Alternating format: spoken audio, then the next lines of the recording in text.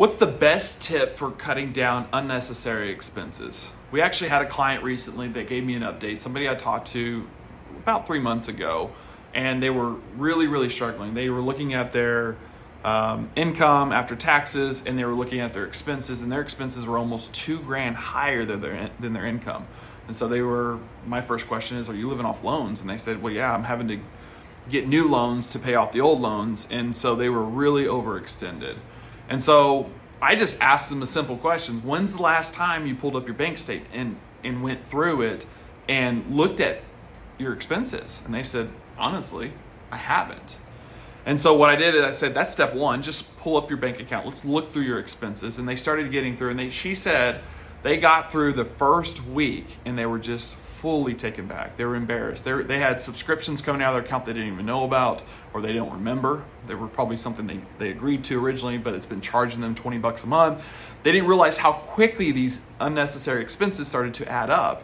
And so when they're looking at their expenses, they're like, man, there's no way I'm paying this.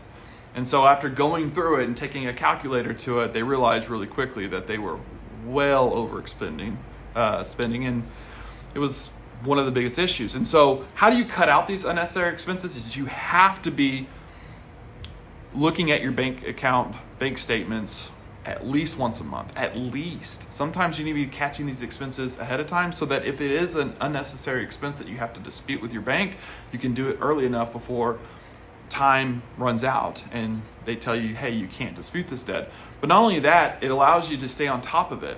So anyways, this client, 90 days later, literally was able to find a way to save and get under budget and be able to start to live a little bit more freely. Meaning they weren't sitting here having to go take out new loans to cover the loans that they were already taking out because they were overspending.